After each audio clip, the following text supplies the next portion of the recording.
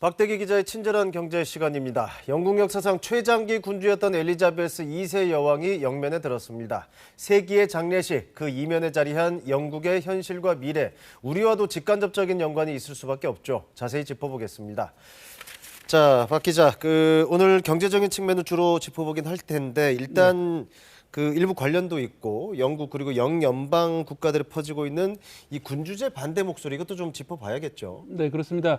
엘리자베스 여왕은 영국 국민 다수의 존경을 받았기 때문에 여왕의 시세에서 군주제 지지율이 상당히 높았습니다. 네. 하지만 뒤를 잇는 찰스 3세의 경우에는 여왕과 같은 지지를 얻지 못하는 것이 사실입니다.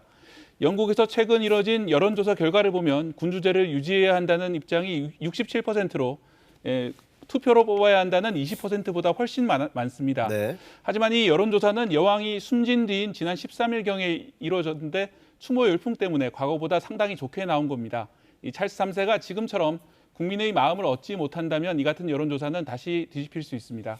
자, 그런 상황이라면 이제 예전에 이미 대영 제국은 사라졌지만 그 영향을 남은 이른바 영연방 체제 여기도 좀 흔들릴 수 있는 가능성이 있겠네요. 네, 그렇습니다.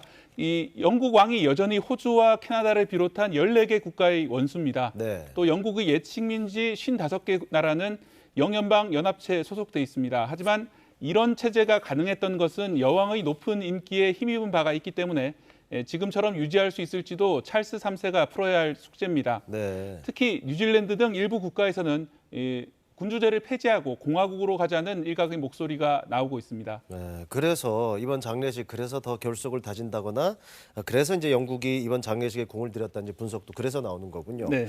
자, 그런데 이번 그야말로 세기의 장례식, 이 장례식 비용부터 이제 경제 상황을 우려하는 목소리가 꽤 크게 나오고 있어요. 네, 그렇습니다. 일부 외신인데요. 네. 장례식에 들어갈 비용이 3조 원에 이를 거라면서 비용을 우려하는 목소리도 나오고 있습니다. 네. 또 임시 공휴일에 따른 GDP 감소도 우려하는 보도가 있는데 아주 큰 영향은 없을 거라는 게 대체적인 시각입니다.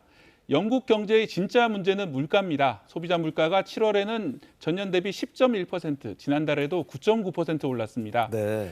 8월 초 영국의 여론조사에 따르면 전체 성인의 16%가 최근 6개월 새 돈을 아끼려고 정기적으로 끼니를 건너뛰었다고 할 정도입니다. 네. 청년층의 경우에는 이 비율이 28%에 이르는 것으로 나타나고 있습니다. 네, 이제 끼니를 건너뛰는 청년들 얘기, 이제 남의 나라 얘기는 좀 아닌 것 같은데, 자, 영국이 그럴 정도라면 지금 사실 전쟁의 영향도 있지만 영국 정부도 좀 강하게 대응을 하고 있다면서요? 네, 그렇습니다.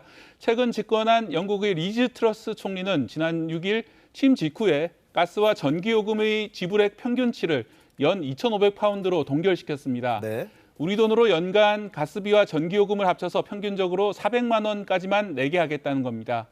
월 33만 원을 전기요와 가스비로 내는 셈이라서 이게 무슨 동결인가 생각하실 분도 있을 네네. 겁니다. 그런데 한국은행에서 나온 영국 측 분석 자료를 보면 연말이면 월간 기준으로 48만 원, 내년 봄에는 월 80만 원을 만약에 이 조치가 없었다면 내야 했을 것으로 예상이 됐습니다. 네. 그 정도로 에너지 가격 인플레가 심각한 상황이기 때문에 결국 영국 정부가 이런 방식으로라도 각 가정을 지원하겠다고 나서고 있는 것입니다.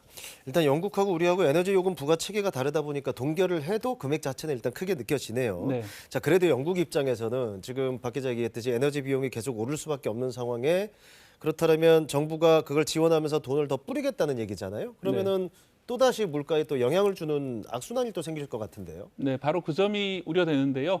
에너지 요금이 동결되면 가정의 가처분 소득이 늘어서 결국 구매력이 높아지는 만큼 물가 상승을 또다시 부추길 수 있습니다. 네. 실제로 소폭 내렸던 소비자 물가는 다시 올라서 10월에는 11%까지 정점을 찍을 거란 전망도 나오고 있습니다. 에너지 가격을 동결시키자니 물가가 오르고 또 에너지 가격을 그대로 놔둬도 물가가 오르는 일종의 딜레마 상황에 빠지게 된 것인데요. 다만 지금으로서는 에너지 요금 부담을 잡아야 한다고 영국은 판단하고 있는 것이고 영국뿐 아니라 유럽 각국도 에너지 가격 때문에 비상이 걸린 상황입니다. 독일에서는 일부 지역에서 벌써 밤에 불을 켜지 않는 훈련을 할 정도로 급박한 상황입니다. 유럽 각국이 겨울로 가면서 에너지 가격 급등과 경기 침체에 빠질 수 있다는 우려가 나오면서 유럽에 대한 우리나라의 수출도 타격을 입게 될 전망입니다. 자, 우리 수출도 좀 봐야 될 것 같고 지금 영국 물가 같은 경제 상황은 결국 브렉시트 영향도 있다고 봐야겠죠. 네, 그렇습니다. EU에서 탈퇴한 브렉시트 이후에 이주 노동자가 줄어들었고요. 네. 그러면서 일손이 부족해지고 공급망에 구멍이 생겼습니다. 이 식품 수입 절차도 복잡해지고 관세 문제가 생기면서 영국의 인플레의 한 요인이 되고 있습니다. 네.